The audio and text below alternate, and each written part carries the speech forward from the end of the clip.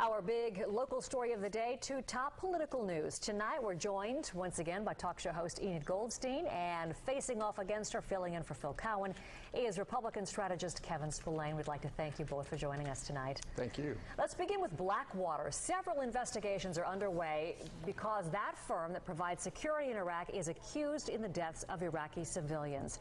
Are these workers a sign of how overextended the military is? I would say absolutely a sign of how overextended the military is. I don't think most people are aware of it, but the numbers I've seen indicate that there are more mercenaries in Iraq than there are service people in Iraq. And the mercenaries are being paid quite a bit more money, about 10 times more than our service people are making. So you can imagine what kind of a situation that makes for. And when our diplomats and our important people are in Iraq visiting, they are guarded not by our military personnel, they are guarded by these mercenaries, these hired guns. I think it's terrible for democracy. Actually, just the opposite. America has a long history of using mercenaries. In fact, George Washington used mercenaries during the Revolutionary War to train our troops. Abraham Lincoln used them during the Civil War. FDR used them during World War II.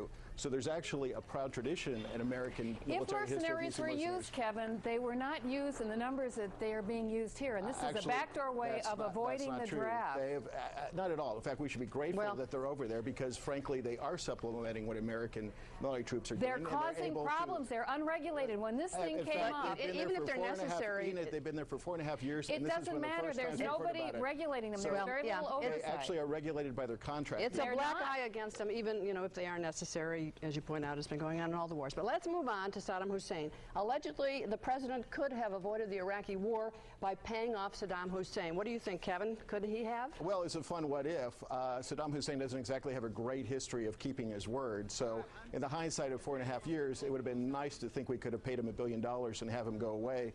The reality is, if we'd done that 4.5 years ago, it would have been criticized, and set a bad precedent. So because we would have been criticized, it's okay to go to war. All these thousands of people died. Hundreds of thousands probably of civilian Iraqis die. You know what? Give Saddam Hussein, we should have given him that $1 billion.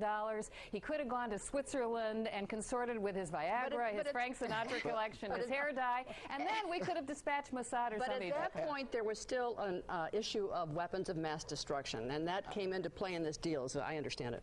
Absolutely. And in fact, if we had done this 4.5 years ago, I'm sure Enid would have been criticizing George Bush for doing it. So. Now listen, George Bush confessed in a piece that has been published by the Spanish newspaper, respected Spanish newspaper, El País, that in fact they knew there were no weapons of mass destruction. He was intent on going to war. It didn't matter that he was going to let himself be confused by the facts. They were going to go no matter what. All right, well, let's move on to another topic. Let's move on to Clarence Thomas's new book, which is hitting store shelves.